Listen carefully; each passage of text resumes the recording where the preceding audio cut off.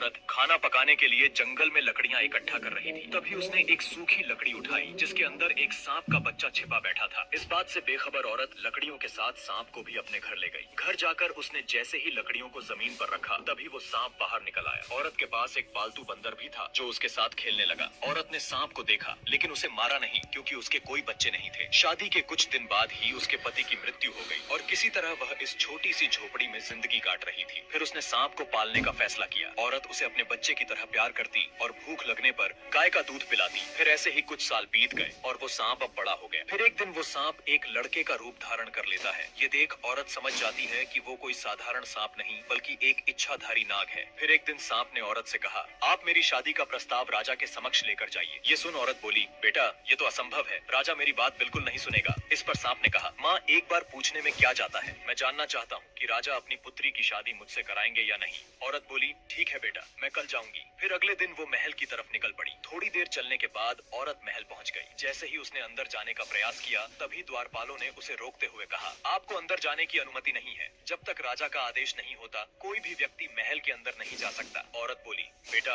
राजा से बहुत जरूरी बात करनी है, कृपया करके मुझे जाने दें। उसके बार बार आग्रह करने पर द्वारपालों ने उसे महल के अंदर जाने दिया। औरत राजा के पास गई और कहा, मैं अपने बेटे के लिए आपकी पुत्री का हाथ मांगने आई हूँ और मैं ये भी पहले ही सुनिश्चित कर देती हूँ कि मेरा बेटा एक सांप है महाराज। ये सुनते ही राजा क्रोधित हो उठा। फिर सैनिकों ने औरत को घसीटते हुए ले जाकर महल से बाहर फेंक दिया। फिर वह दर्द के मारे कराहने लगी क्योंकि उसका एक हाथ टूट गया था। अब वो खुद को संभालते हुए किसी तरह घर लौटी और सांप बेटे को महल में हुई घटना के बारे में बताया। फिर उसने कहा, माँ तुम अपने हाथ की चिंता मत करो। तभी उसने मणि प्रकट की और बोला, मेरी माँ का हाथ अभी ठीक हो जाए। इतना कहते ही औरत का टूटा हुआ हाथ बिल्कुल पहले जैसा ठीक हो गया। सांप ने अगले दिन भी औरत को महल भेजा। इस बार भी राजा के सिपाही उसे महल से बाहर फेंक देते हैं। वो फिर एक बार जलील होकर और शरीर पर चोट लिए वापस घर लौट जाती है। इस बार भी सांप बेटे ने उसे ठीक कर दिया और एक बार फिर से औरत को महल जाकर राजा से शादी की बात करने के लिए कहा। वो घबरा गई और बोली, बेटे मैं बार बार जलील होने नहीं जा सकती और साथ ही मार पड़ती है सो अलग। माँ बस ये आखिरी बार आप चले जाइए, इसके बाद मैं दोबारा नहीं बोलूंगा जाने को। औरत फिर से एक बार राजा से कहती है, महाराज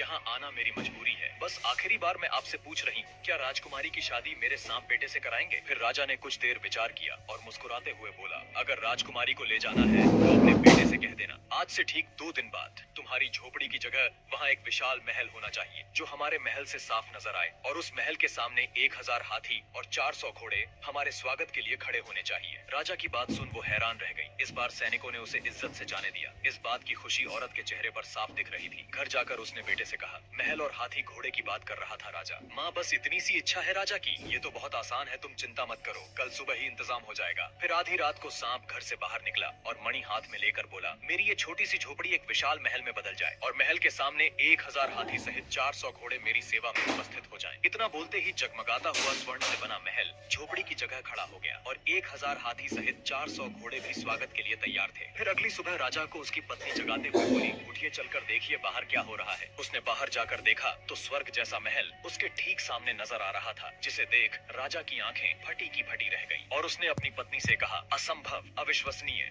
ये कैसे हो सकता है, रातों रात कोई महल कैसे बनकर तैयार हो गया, क्या ये मेरी आंखों का धोखा तो नहीं। पत्नी बोली, राजन ये कोई आंखों का धोखा नहीं, अपितु एक असली महल हमारे सामने नजर आ रहा है। फिर राजा जोर जोर से रोने लगा और अपनी पत्नी को उस घटना के बारे में बताया। यह सुन पत्नी भी रोने लगी क्योंकि वचन के मुताबिक अब उनकी इकलौती पुत्री को सांप से शादी करनी होगी। दूसरी तरफ सांप तैयार होकर राजकुमारी से शादी करने के लिए घर से निकल पड़ा और साथ ही हाथी घोड़े की बारात भी पीछे पीछे चल रही थी। राजकुमारी ने भी बिना चेहरा देखे उससे शादी कर ली। फिर राजा ने भारी मन से अपनी बेटी को विदा किया। फिर जैसे ही वो अपनी पत्नी को देखने के लिए कमरे में दाखिल होता है कि तभी उसका आधा शरीर सांप जैसा देख राजकुमारी घबरा गई और चिल्लाते हुए बाहर की तरफ भागी। फिर चारों तरफ एक दिव्य रोशनी का प्रकाश फैल गया और सांप रूप बदलकर अपने वास्तविक शरीर को धारण कर लेता है, जो कि एक बेहद ही सुंदर युवक लग रहा था। इस रूप में राजकुमारी सांप को देखकर हैरान रह गई। फिर उसने राजकुमारी से कहा, अभी जो हुआ इस घटना को तुम्हें गुप्त रखना है, ये किसी को मत बताना कि रात को मैं मनुष्य का रूप धारण कर सकता हूँ। फिर राजकुमारी ने इसका कारण पूछा। मुझे श्राप मिला है और उसके मुताबिक मेरी पत्नी ने अगर किसी को मेरी सच्चाई बता दी तो मुझे किसी अज्ञात जगह पर कैद कर दिया जाएगा और मैं इस संसार से हमेशा के लिए गायब हो जाऊंगा। राजकुमारी सहमति जताते हुए कहती है, ठीक है, मैं ये बात किसी को नहीं कहूंगी, मगर मैं तुम्हें किस नाम से पुकारूं। देव। देव नाम है मेरा, तुम मुझे इसी नाम से बुलाना। इधर राजा को अपनी बेटी की चिंता हो रही थी, तो उसने एक सैनिक से कहा, जाओ और बिना किसी की नजर में आए मेरी बेटी का पता लगाओ, वो ठीक है या नहीं, कहीं उस सांप ने मेरी फूलों सी नाजुक बेटी को कोई नुकसान तो नहीं पहुंचाया। फिर अगले दिन सैनिक सांप के महल में चुपचाप घुस जाता है, और जब उसने छुप कर देखा तो राजकुमारी उसे ठीक हालत में नजर आई। फिर वो महल जाकर राजा और रानी से कहता है, राजन आप चिंता न करें, राजकुमारी वहाँ बिल्कुल ठीक है। राजा को तनिक भी उम्मीद नहीं थी कि ये सुनने को मिलेगा, और वो अभी भी संतुष्ट नहीं था। अब 2 दिन बाद राजा ने एक पत्र लिखा, जिसमें वो अपने सांप दामाद और बेटी को भोज के लिए आमंत्रित करता है। जब राजकुमारी अपने पति के साथ मायके आती है, तब माँ ने इशारों में कहा, मेरी बच्ची, हमने बहुत गलत किया है तुम्हारे साथ, तुम्हें कितना दुख झेलना पड़ रहा है हमारी वजह से। माँ ये आप क्या कह रही हैं? मैं अपने पति के साथ बहुत खुश हूँ, बल्कि ये तो मेरा सौभाग्य है कि मुझे ऐसा जीवन साथी मिला। अब 1 महीना बीत गया और नगर में एक व्यापारी के घर शादी थी। उसने राजा और राजकुमारी को समारोह में आमंत्रित किया। तो सांप ने कहा, मेरी प्यारी पत्नी तुम पहले जाओ, मैं सूरज ढलते ही इंसानी रूप में वहाँ आ जाऊंगा। मैं तुम्हें फिर से याद दिला दूं, ये बात किसी से कहना नहीं कि मैं दिन में सांप और रात में एक मनुष्य का रूप ले सकता हूँ। इस बात का ध्यान रहे, नहीं तो तुम्हें पता है कि इसका अंजाम क्या होगा मेरे साथ। पति के कहे अनुसार राजकुमारी उस भव्य समारोह में अकेले ही चली जाती है। अब सूरज ढलते ही सांप ने अपना रूप बदला और वह भी निकल पड़ा। फिर जैसे ही वो समारोह में पहुंचता है, उसके चेहरे का तेज देखकर लोगों की आंखें खुली की खुली रह गईं। सबके मन में बस एक ही विचार चल रहा था कि इतना सुंदर युवक आखिर कौन है। इधर राजकुमारी बैठी अपने पति को देख रही थी कि तभी उसकी माँ वहाँ आकर बोली, बेटी तुमने देखा ना कितना सुंदर युवक है। सबकी निगाहें बस उसी पर टिकी है। काश दामाद जी सांप ना होकर ऐसा ही कोई सुंदर युवक हो। माँ की बात उसे कांटे की तरह चुभी और क्रोधित होकर राजकुमारी बोली, माँ